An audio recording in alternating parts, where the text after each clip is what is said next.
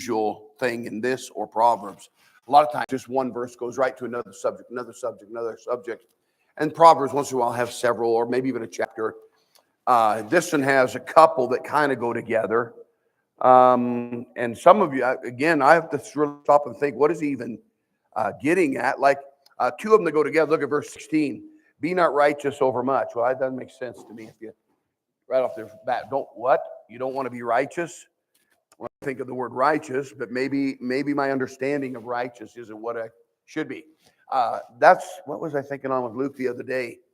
And we were talking about a Bible verse, and I said that's because we think we know what the word means, and sometimes it's a lot more fleshed out. Like I said, there's a difference between sanctification, justification, glorification. There really is a difference.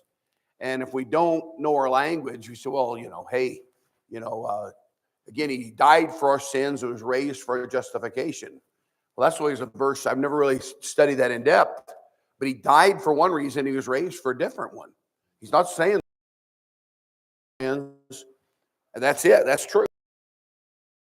It's fantastic. I guess you can.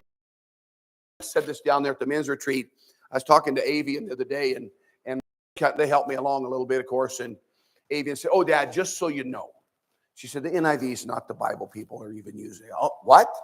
And so I said, "Well, what is it?" And she said, and I said, I don't remember. ESV. There's a new one. I said, there's always a new one.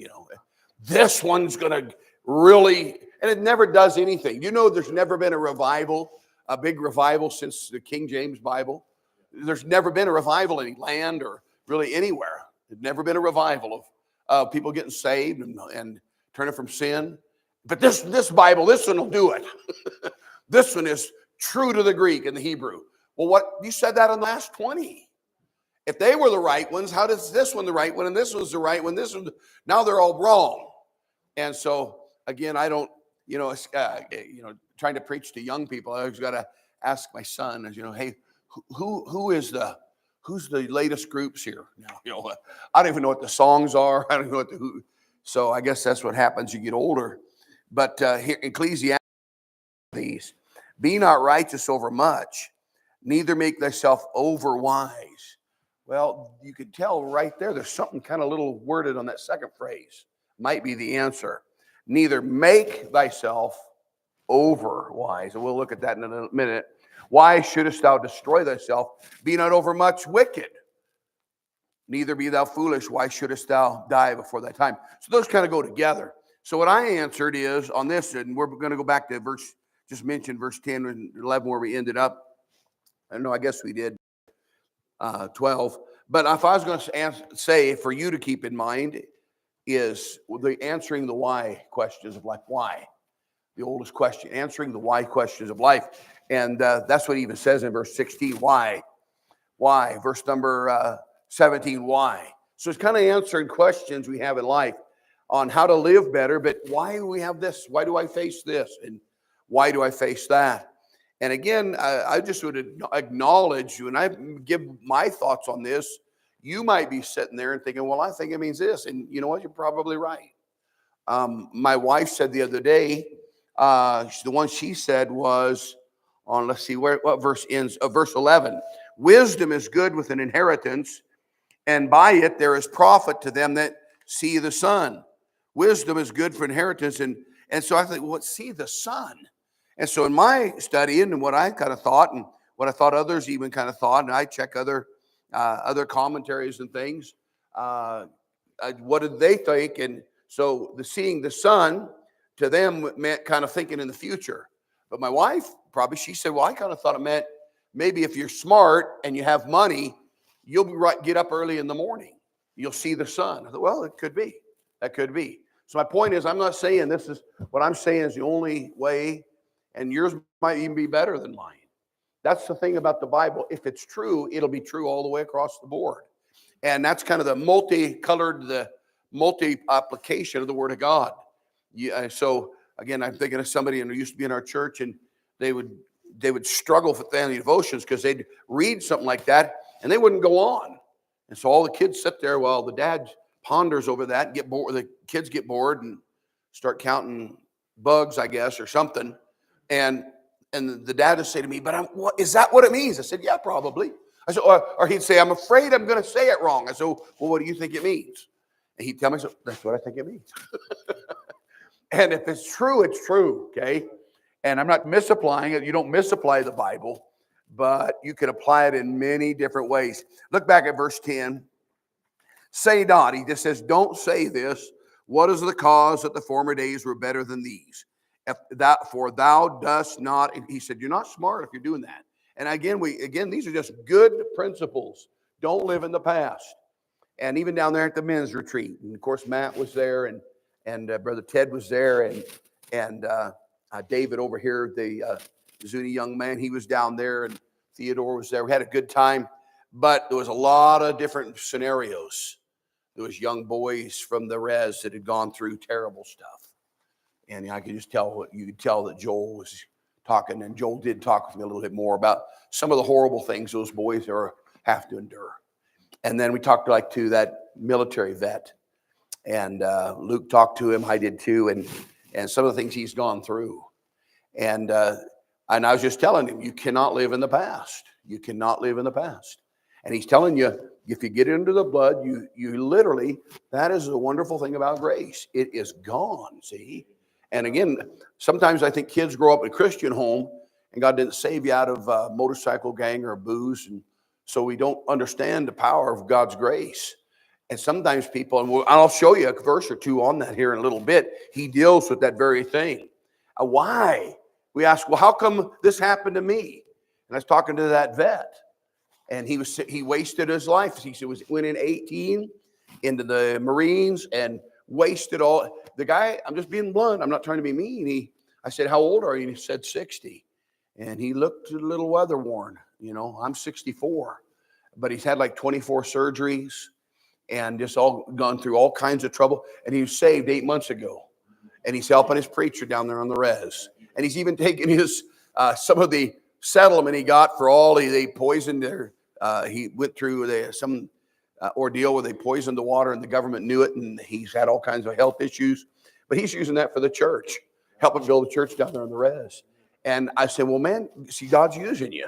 I said, I don't know why, you're 60 years old before you get saved. I don't know why. But I said, maybe some of the ordeals you went through will help somebody else get saved and rescue them from hell. And that's, we got to keep these. We ask the whys. God tells us what. Sometimes he doesn't tell you why, but he just says, don't do this. Don't do this. Don't say, in the past I was this. He said, forget it. Go on. And then verse number 11. We ended with this one, I think. Wisdom is a defense. Or excuse me, that's the next verse 11. Wisdom is good with an inheritance. So if you get money, you better have some wisdom. And there is profit to them that see the sun. Now, I just said money, if you use money right like God wants, what it'll make you do is think in the future, especially for God. If you think down, a wise man, even a lost guy, Elon Musk is trying to think. He's off on a lot of stuff, but I'm thankful he's not a liberal as much. He's probably a libertarian or whatever, but he's at least got some conservative values. At least sees that our country's headed the wrong way. I'll put it that way. And he's trying to think long term. What's even better is even think longer term into eternity. And that's why Paul told Timothy, he said, let me quote this. He said, godliness with contentment is great gain. Godliness with contentment is great gain. For we brought nothing into the world, so certainly we carry nothing out of having food and raiment. Let us be there with content. But they that will be rich, and the word will literally means deliberate. I'm going to be rich. Fall into temptations and a snare and a many foolish and hurtful lusts, which drown men in destruction. For the love of money is the root of all evil, which while some coveted after have erred from the faith. Now that's scary. They err from the faith. Heretics in the Bible erred from the faith. Seducing spirits lead people away from the faith. Money will lead us away if we're not careful. Money will lead us away from following the Bible. That's what he's warning you. So he says, if you have money, you better have wisdom. You better be thinking for God how you're going to use that for long term. And again, it's just funny. Money does, and you see that in the Bible. Not many rich, not many mighty, not many noble are called. Paul told the Corinthians, you see your calling. God's chosen the foolish things of the world to confound the wise. Brother Joel was asking me on a scenario, on a missionary situation that you would know if I kind of told you a little bit more, you would be tight in a little bit. And he said they're asking him, but the guy's got the money. Should I tell him drop the money? I said, tell him to drop the money and keep your nickel, and you're not a Judas. Not him. He's going to deal with a situation in another country. And I said, tell him forget the money. And I know it's easy to say when you're got enough to feed your kids and have a full belly, but you don't want to be a sellout when it comes to money. You don't want to be a Judas Iscariot, sell out for 30 pieces of silver. I said, tell him forget it and drop it. Nobody's going to hold the money over it. That's why I say from the pulpit, I do it on purpose. And because there's some people a lot of people come to church and they give money and then they expect me to act a certain way. Serious, you'd be surprised. They expect me to act a different way or treat them a different way or do things for them a certain way in the church or let them have their way. I'm not going to do it. I will not do it. I'm not going to do it. That's why I said, probably not many mighty, not many noble. And again, I've pastored a couple millionaires that were godly men, and they had the greatest attitudes I've ever seen. And one was very soul conscious. The other one was very church conscious. But most people with money, they kind of hold it over your head. Nick had to deal with that over in China. And that's what we were talking. I was talking with Mark Haynes too on some of these missions scenarios.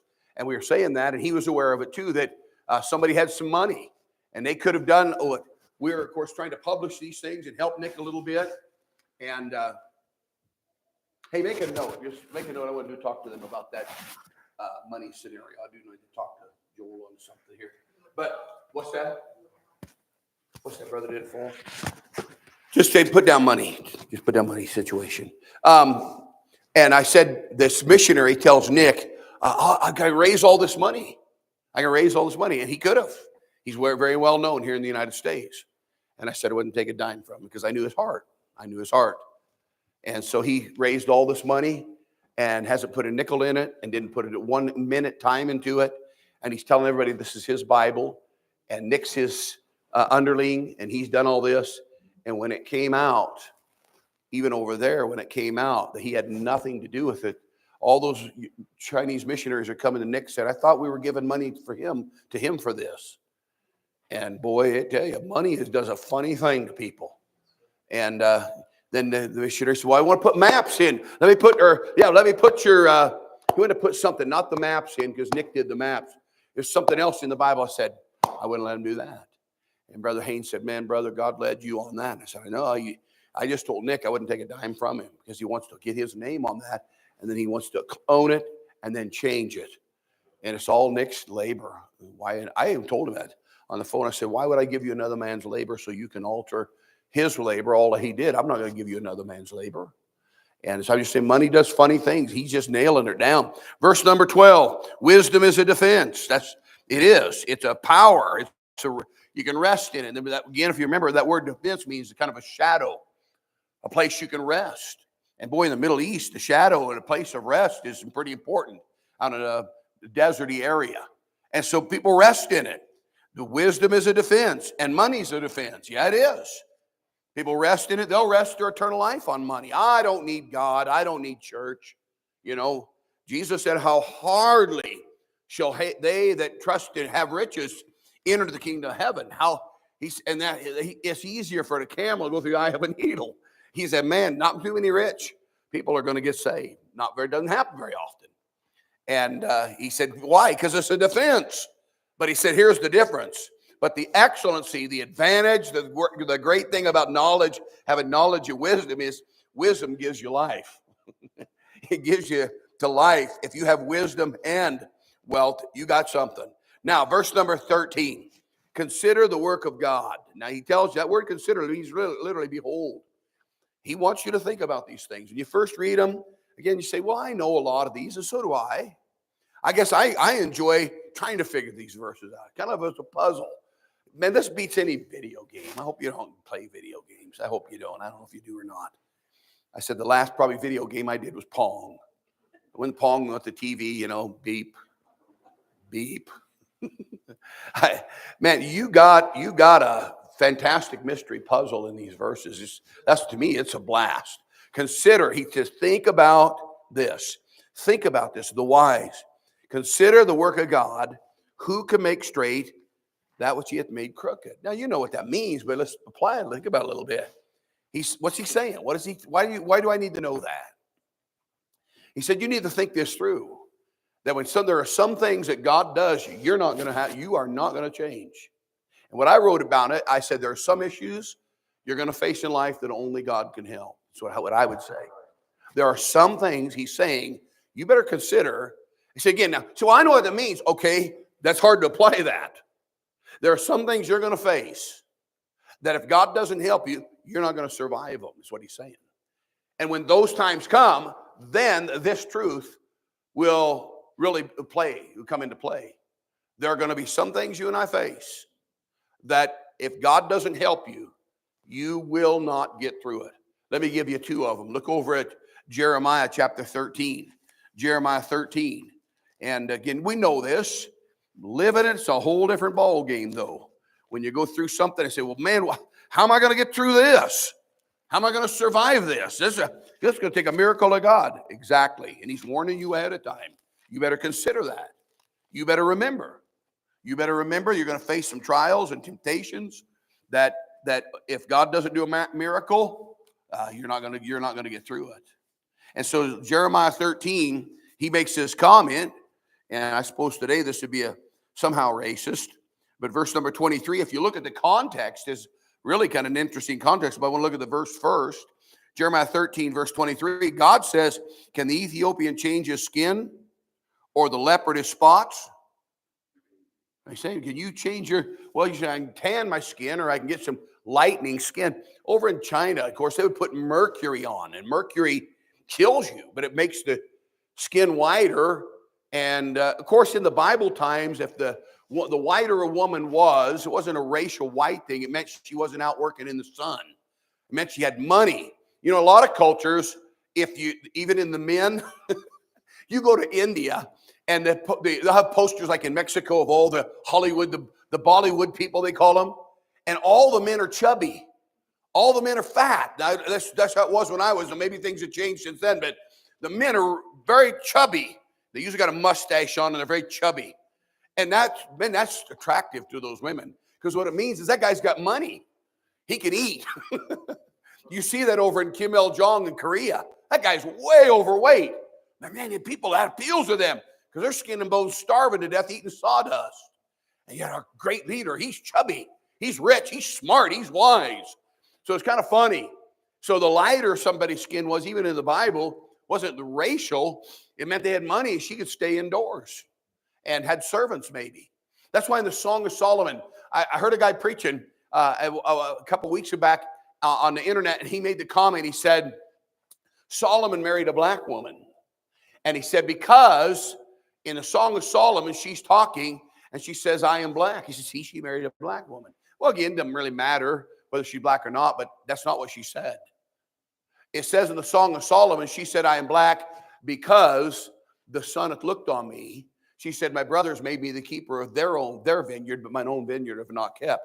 She's saying, my own family has mistreated me. They make me go out and work in the sun, and I'm dark because I'm out there doing all of their work, and I don't have time to do my own. So again, it's not a racial thing, but he's saying, how could a black guy change his skin? How can a leopard change his spot that ye may do good? Then, or he said, if you could, then may ye do good that are accustomed to do evil. There are some sins, is what he's saying. And I'm not going to go into this. Is a pretty interesting passage. You can read about it. I mean, it's pretty rough. Verse 14, I'll dash them one against another, even the fathers and the sons together I will not pity. He's pretty mad about it. Verse 26, therefore will I discover thy skirts upon thy face, that thy shame may appear. I have seen thy adulteries and thy nayings, and the lewdness of thy whoredoms and thine abominations on the hills of the field. Woe unto thee, O Jerusalem, wilt thou not be made clean? When shall it be at once be? He's saying, you're so evil. He said, I don't see how you can have victory over these sins. I do think there are some sins that if God doesn't intervene. I was talking to one of the guys down there, I guess this is the preachers again, and I was saying, when so many young people are turning to homosexuality, 99 times out of 100 when I started the ministry, 99 times out of 100, you could trace it back, and that person had been abused as a child. Now, with all the Hollywood and the being cool, I think a lot of the young girls are just, it's the in thing, and they might not actually be that persuasion, but they pretend like they are to be the accepted, the cool crowd. And I said in the past, though, 99 times out of 100, even the world knows that. The world's, except now they try to hide that. They were abused. And not only that, usually when they were abused, the age they were abused, they lock in emotionally. They lock in. Like if they were abused at 8, a lot of times there's parts of their personality like an 8-year-old. And a lot of times they abuse an 8-year-old. Now, I'm not, this isn't a Bible. This is what even the world acknowledges. I'm just saying, but for when they get their wires crossed like that, I have pity for them. I have grief for them, because when you get your wires that crossed, that'd be as much, it'd take the power of God for me to come to you men and say, okay, I don't want you to look at your wives like that ever again. Don't stop doing that. You'd say, well, that's impossible. Yeah, I'm saying sometimes there's some sins that get us so twisted. God said, I don't see how in the world, can a leopard change his spots? Can an Ethiopian change his skin? Then the day that happens, that'll be the day you give your sin up. Well, God can do it. With men, it's impossible, Jesus said, but with God, all things are possible. But it takes a miracle sometimes for us to have victory. Look at another one. Look at Psalm 49. Psalm 49. Psalm 49. So I'm just saying, see, and one of the preachers barely mentioned it down there in the men's retreat. He made the comment, he said some preachers call it a besetting sin. And I believe that every one of us has something you struggle with. And you may struggle with it to the day you die. The Bible says, let us run with patience the race that is set before us. He said, and lay aside every sin and the sin which does so easily beset us or knock you off the track. And again, the Bible term is a besetting sin. It sets you off, it knocks you off. And that might be something that God is, one of the next verses will address that. Why? Then why does God do that? He talks about it in a minute, but we're not there yet. Look at Psalm 49. Psalm 49, this verse came to mind when I was reading this. Again, the subject is, there are some issues you will face that only God can help. Here's one. They that trust in their wealth and boast themselves in the multitude of the riches, none of them can by any means redeem his brother, nor give to God a ransom for him. For the redemption of their soul is precious, and it ceaseth forever. It is an eternal price. You cannot buy your salvation, is what he's saying. Here's one thing you cannot do if God does not do a miracle, and that's save yourself. He's saying, I don't care how much money you got, you can't save yourself out of sin, and you can't save your brother. You cannot buy anybody's salvation, because a soul's value is endless. It's eternal. Jesus said, it's more than the wealth of the universe. What will a man give in exchange for a soul, though he gained the whole world? And I like saying that. I read it years ago. I don't remember where I read it, but I like just saying it like this, and I've said it here from the pulpit. When he's talking about the world, he's talking about the whole system. And you think about all the civilizations, all of their energy, all of their power, all of their education, their writings, their books, all the plowing they've ever done, all the buildings, all the science, all the rivers, all the mountains, all the information for the last 6 years. He said, if you could take all of that, that is what the world is. There's a difference in the Bible between the world. God so loved the world, but the Bible also talks about the earth. The earth is just this piece of dirt. The world is this system. It's all that man does. God so loved the world that he gave his only begotten son. And you take all the world that's ever been, and God said, you put that in a massive pile of all the thoughts and intelligence and riches and everything that's ever been done, and all the energy and fires and bombs and hate and wars. And he said, stack that over here. Your soul is more precious. And you can't save yourself. You can't save anybody unless God does a miracle, is what he's saying. Now, you and I understand that, I trust. I'm sure you do today. But a lot of the world doesn't understand that. They think money can buy the favor of God. And you look at that and say, that's ridiculous. That's because you had a miracle. God's been good to you and let you and I see, even thinking truthful thoughts. You look at third world countries where they're not even thinking and doing stuff. We think we're so smart. The only reason you even have any intelligence and can reason these things out is a miracle of God. And so God's been good to us. Look back there now, the next one. See if I can get back there. Ecclesiastes 7. Ecclesiastes 7. He says in verse 14, in the day of prosperity, be joyful. That's easy. You know, rejoice with them that rejoice. That's easy. Weep with them that weep. That's tough. You know, it's easy when things are going good. In the day of prosperity, be joyful. Yes. But in the day of adversity, consider. Consider what? Why should I consider it? When you're going through good times, he said, yeah, enjoy it. Nothing wrong with that. There's a statement Job made. I think about it a lot. And I don't know on it. I really don't know. Where one time he says, about halfway through the whole ordeal, he said, that which I feared is going to pass. And that's a scary phrase to me. That scares me. Because is he really saying what I think he's saying? You might disagree. It would be fine. But it sounds to me like he's saying, I knew this was going to happen. And then that makes me wonder if he said that, did God do it because he thought that?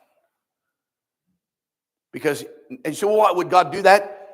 Did Job realize all of his wealth was great, wonderful, but somehow this has got, I know God, and I know his power. It's one of these days, I know he's going to test me. And I know, it's not that Job made it happen. I'm not saying that.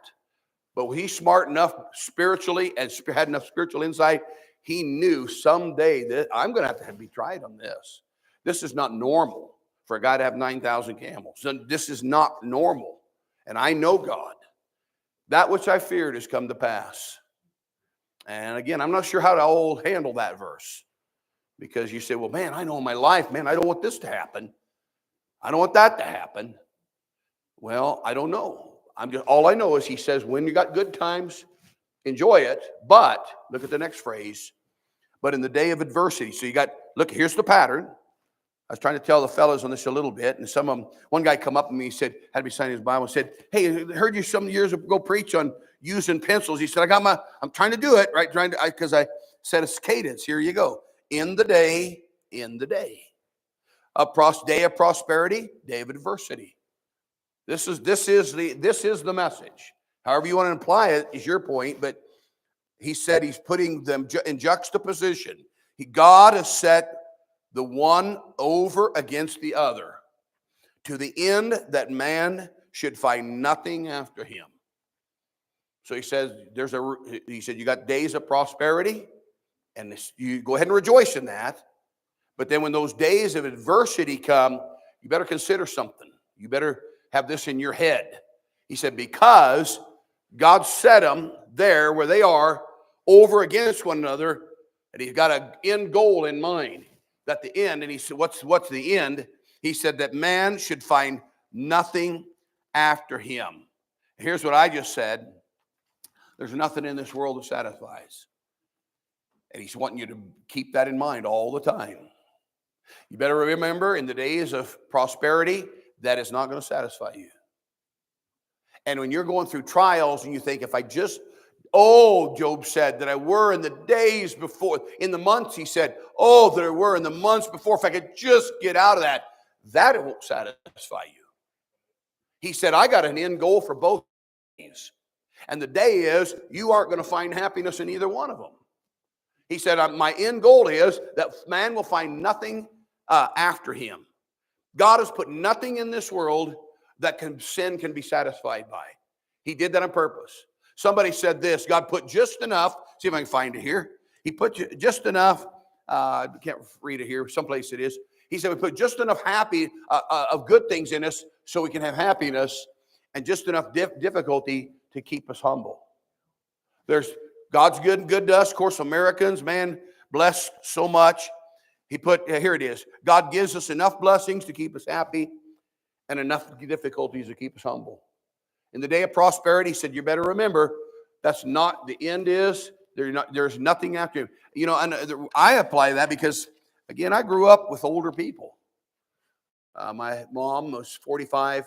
She was a single lady. Of course, my dad had 5 kids, brand new baby. His first wife died in childbirth.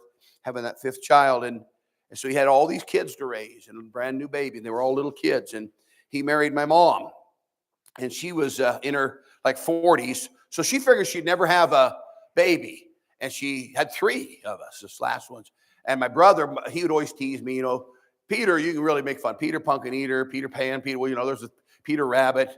What are you going to say with George? What's Georgie Porgy kissed the girls, made him cry, He had one eye that was green, one eye was blue. So I'd sing, don't it make my brown eye, don't it make my blue eye. No, that's about the only thing I could kid him on. But I when it came to my brother, again, trying to make him, maybe humble him a little bit. I forgot why I told you that. I got to look back at my notes here. I got too far off. See, that nothing here satisfies. I remember talking about older ones. I know I was going to tell you. When my mom got pregnant with him, she'd say, I thought it was a cancer. And I said, it was. It's my brother. And so that's why I was had to do. But she didn't think she'd have any kids. And so she was older. And I think she was like 45 when I was born. And so my point is that I'm saying I was raised, my dad was older. My preachers usually were older. And even the church people, and nothing wrong with that. But I'd ask them things. And I do remember them saying that, again, I remember my mom saying, she said, I remember talking to her, I said, well, about life. And I said, well, man, Dad passed away, Mom, why don't you do a Alaskan cruise? No, she didn't want to do that. And one time she said, all my friends are already over there. And I started noticing as people get older, their ties start loosening here. And you're young and not even married yet. You want to get married, you want to have kids. That's wonderful. Great. Days of prosperity. But as you get older, I think a lot of those ties start getting busted where things here aren't. Again, that's what turn your eyes upon Jesus and the things of this earth will grow strangely dim. And he's saying, remember that. Remember that there's nothing in this world that's going to satisfy you. The days of prosperity, nothing wrong with enjoying it, but don't forget, he set one over against the other. Meaning, again, setting it over means he makes one, he fashions it. He's got a work. He's got kind of both of them together. I said in times of difficulty and despair, remember God's in control and there is a purpose. Again, what verse comes to mind? Romans 8:28. All things work together for good. And you've got to stay focused on that. All things in your life. Say, yes, but boy, I've had some tough. I know. Those are the days of adversity. And he's saying God is still in control and God's on the throne. He's got an end goal. He doesn't. And isn't it good that God did that? That there's nothing here that satisfies? Or a lot of us would have never got saved. We'd have just been pursuing whatever it was that made us happy. That's why I say I see these rich people. I mentioned it last week. Elon Musk has to take drugs because of depression. And that other Hollywood guy, and I don't remember his name and never watched the show, but you see on the news that they find that when he died, he was filled with drugs. I'm thinking for depression. I try to learn from that. I think, you know what? That must not make you happy. When I read of preachers, well-known preachers, that have large churches and they are off in some perverse sin, I try to learn from that. I'll try to say, so having a massive church doesn't make you happy. Having everybody admire you and look up to you, that doesn't make you happy. I don't want to pursue that because it does not satisfy. There's no end run to that. There's no end result to that. That's what he's saying. But I do want to do this, and we'll probably wrap up with this idea. But he says this in verse number 14, but in the day of adversity, consider. I want you to think about that phrase. And I'm going to give you some verses on that. In the day of adversity. So then what should I do in handling those difficult things? I want you to look at 2 passages in Psalm. Let's look at them real quick. It's mainly David. I just thought, how did David, look at Psalm 32. David had a lot of adversity, and he had some prosperity. But you talk about a guy who dealt with both, man. He's a king, and everybody admires him, and then they pick up rocks, and they're going to stone him to death. So he had both.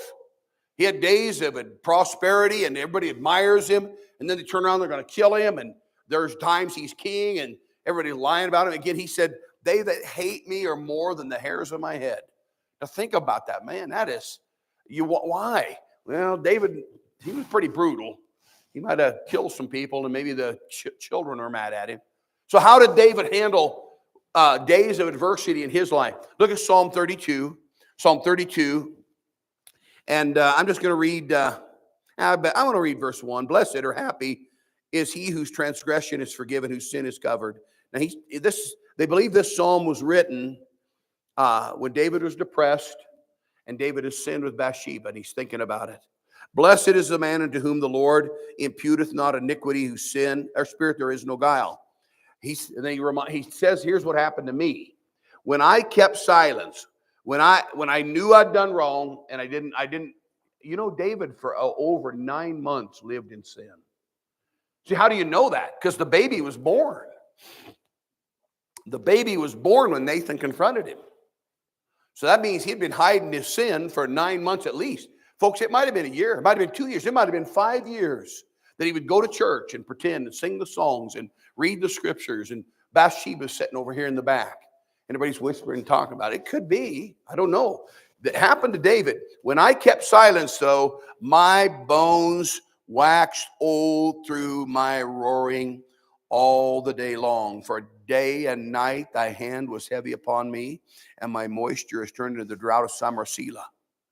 So how do you deal with the days of adversity? Well, he realized it was unconfessed sin in his part. I acknowledge my sin unto thee, and mine iniquity have I not said. I said, I will confess my transgressions unto the Lord, and thou forgavest the iniquity of my sin, Selah. The Selah, again, is a puzzling thing. There's another word, the King James translator translated Selah, and sometimes it is the same, and sometimes a little different. Petra, but that's where the Jews finally are humbled and get saved. Some say it's a musical notation. It means think on this or come up another octave or think a little higher. And I'd agree with that. I think when he puts that, he's emphasizing Selah. Think about this. Really think. He says, thou forgavest the iniquity of my sin. So he says in verse, and if you want to do a little quick study on your own, I'm trying to see if I can find my notes on some of these words. I love these words when he talks about he says, when I kept silence, I wish I could find it. When I kept silence, you ought to look that up. My bones waxed old. What's that mean? Waxed old means wear out, decay, to become old. I just felt like an old man. Physically, it just was putting a strain on me. And sin does that. Sin, and just like I said, this gentleman that I saw the other day, and all the surgeries it's aged him. It aged him. And sin ages you. Unconfessed sin will age you. I really believe it does. Blessed is the man, he says, to confess. That means happy. You will be happier.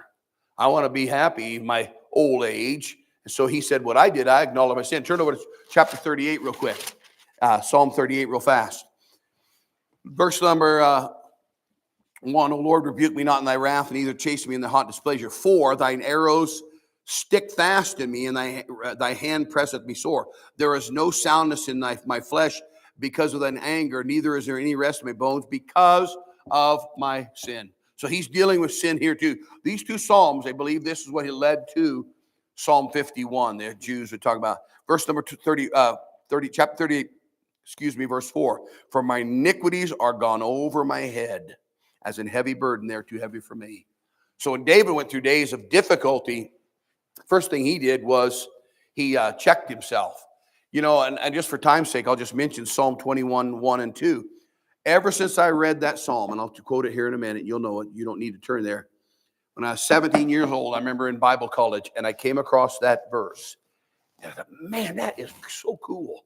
And I knew it applied to Jesus. When David said, my God, why hast thou forsaken me? And I felt thrilled when I saw that, because I thought, oh, that's prophecy. And the Bible was all kind of new to me. And I was 17, just starting Bible college. But then till this study, I never thought of it. This is still David talking about himself. And he says, my God, why? That's what we're looking at, why. It's not wrong to consider why. And that's what these verses are saying. When you go through these things, you better consider the why. He said, my God, why hast thou forsaken me? David's even asking why. Why art thou so far from helping me and from words of my roaring? And then the next one, I'm just going to read it to you. That's when David could say, search me, O God, and know my heart. Try me and know my thoughts, and see if there be any wicked way in me. Lead me in the way everlasting. What David would do, instead of getting mad or jumping on others or whatever, when he'd have difficulty, instead of him cussing, getting mad, he'd say, is this my fault? Did I do something? That's why when he was walking out and his boys tried to chase him and stab him to death, and Shimei's up there spitting on him and kicking rocks on him, throwing dirt on him and making fun of him. You bloody man, you're getting what you deserve. God's judging you. You killed it. You are a vile man. And Abishai said, let me take the dead dog's head off. He said, no. He said, God may have told him to do this. You know what he knows? He knows he's probably reaping what he sowed. Now, you say, well, what if I do that and I check myself? I want you to look at one other one because it's important. What if I do check in my days of adversity? And like Job, you say, my hands are clean, Job said. I don't know why this is happening. Search me, O God, and try me and see. So what should we do? Look at one other passage, and we'll go look at 2 Samuel. Say, what do I do, preacher, if I have trouble? The first thing you ought to do is say, God, is this because of something I've done? Because we do reap what we sow. And this really comes into play. I'll tell you, there's why in the world? He honestly, a little bit later, let me jump ahead. Go ahead and turn to 2 Samuel 21. But he deals with this issue. He said, basically, why do the wicked prosper? And you look at sometimes people that are not saved, or they're maybe saved, and again, like when I see Joel Osteen stand up and preach, when Luke and we stayed in the hotel down there, and again, the only time I ever even see preaching is usually when I'm staying in a hotel because we don't have regular TV. And it was a woman preacher, and I said, look at that. it just drives me up a wall. But the auditorium was filled. And what she's saying, this is so wonderful. Nothing. They don't even preach the Bible. You know what I ask? Why? I see Joel Osteen. He doesn't say anything different, not from one single sermon. My friend, God loves you, and he wants the very best for you. That's all his message is. Okay, I just summed the whole thing up. God loves you, and he's going to give you money. That's what he preaches, prosperity preaching. And he says the same thing over and over and over and over and over and over and over and over and over and over and over and over and over. And he's in Madison Auditorium. There's 30,000 people. Just raptured. Oh, it was just so wonderful. I asked why. That's what he saw. It. Saul was dealing with it. So first thing, is it my fault? And that's what preachers are doing right now in America. I know a lot of preachers are very depressed. I had one preacher not too far from here, and he'd say, is it me? He's talking to me on the phone. He said, am I preaching? I said, no. I said, you and I haven't changed. I said, the country's changed. You cannot tell me that this is hard preaching from 100 years ago. You can't tell me that. When Charles Grandison Finney would grab a guy who started the Great Awakening, throw him on the ground, and put a gun to his head and say, are you going to get saved or you're not going to get saved? That's hard preaching. That's tough preaching. I wouldn't recommend it. I don't believe that that's the way to get anybody saved. But those guys were rough, man. They were tough. You know, guy I told you, Billy, let's see, who was it? Almost came Sam Jones. Sam Jones went into a post office, and he had a cane, and the guy grabbed his cane and hit him over the head, and Sam Jones grabbed it, started beating the man back with his own cane. And somebody said, now, Sam, turn the other cheek. He said, well, I'm not concerned about my cheek. It's my wife that I'm concerned about. Yeah, I'll bet. That's rough. Those guys were hard preaching. So what should I do if I have checked my life and I don't see that I've done anything? God, search me and try me and see if there be any wickedness. Look at 1 Samuel. You're there. I'll get there. 2 Samuel 21, verse number 1. Then there was a famine in the days of David, 3 years, year after year, and David inquired of the Lord. You still need to go to God and say why. It's not wrong to ask why. And the Lord answered and said, it is for Saul and for his bloody house because he slew the Gibeonites. And I got to drop it here, but you know, I've told you that was Saul had been dead 37 years. Saul had killed these Gibeonites. They weren't even Jews that they had made an agreement with when Joshua went in. Remember the people that put on all the old clothes and had old wineskins and rotten cheese and moldy bread. And we're from a long distance away and we want to have peace with you. We heard about you and how wonderful you are. And they didn't pray, and so they made peace with them. Come to find out they lived over the hill. Made Joshua mad. He said, okay, you guys are going to be servants of the house of God forever. And they took it. They didn't mind it. And Saul went and broke that agreement, went and slaughtered them. And after 37 years, think, the whole country is going through a famine. Why is our country going through all of this? Well, I look at it and say, well, probably abortion has probably got something to do with it. Probably because, how do I know that? Because of what God says, innocent blood which the Lord will not pardon. So that might be all it is. I mean, they're the main one. Probably the legalizing of drugs and homosexuality and immorality, that probably kicks in too. But is it me? Is it our church? Is it you? That's what he's asking. He says, why? And the Lord answered and said, it is for Saul. So my point is, God has put difficulties in our life. They're not there to crush us. They're not to humiliate us. They're not to depress us. They're to get you to realize nothing in this world satisfies. That even if you get your problem solved. Say, well, I've got these, if this would just change in my life and my trial, I would be happy. No, you won't. You will not. You ever been sick? And I just think of different times, things I've gone through, and you had some affliction, and man, when you're going through it, you're thinking, oh, man, God, when this is over, I'll be sure thankful. And then when it's gone, what do I got to do today? You even forget to thank God about it. How many times God deliver you and I from a miraculous trial, and we even forget to stop and say, man, that was a miracle of God. God's put just enough in here for us to enjoy this world, nothing wrong with it. But don't forget, that's not going to satisfy you. And just enough troubles to keep us humble to realize there's nothing here in the world that's going to make us realize sin's worth anything. I think the whole thing, like I said, can you imagine we get to heaven and God's judged us all and God's going to do this. I think he's just going to look at the whole, can you imagine all the universe standing and God's just going to go.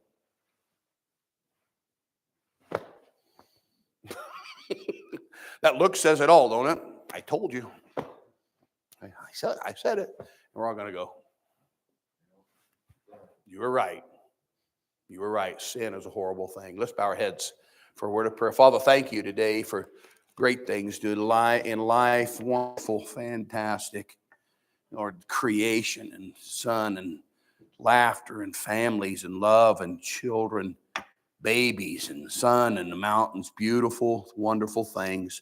But help us to keep focused. There's an end to them, and man will find nothing there at the end. There's nothing going to satisfy. And then, Lord, in those difficult times of our life, the trials of our life, help us to remember this too shall pass. All things work together for good. There is a rhyme, there's a reason, there's a purpose. There's a God who's still on the throne. And when David went through those times, as he got older, when he was younger, he'd get mad and say, "Get on your sword, we're going to kill that guy." And later on, he'd stop and think, "Search me, O God. Try me and see if there be any wicked way in me. God, is this me?"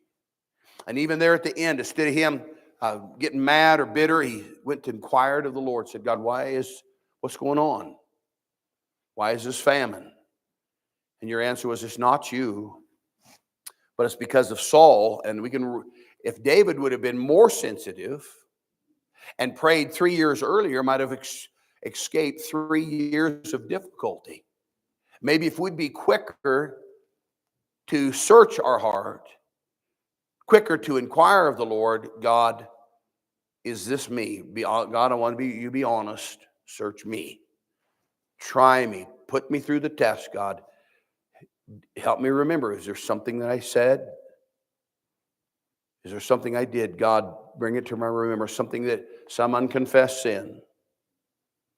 Is there something I've done recently or even maybe years ago that has allowed that judgment to fall? Is it me? Lord, I pray you'd help us to trust you even through the whys, through the difficult questions, the difficult times. Well, thank you for it in Jesus' name. Amen. You're dismissed then.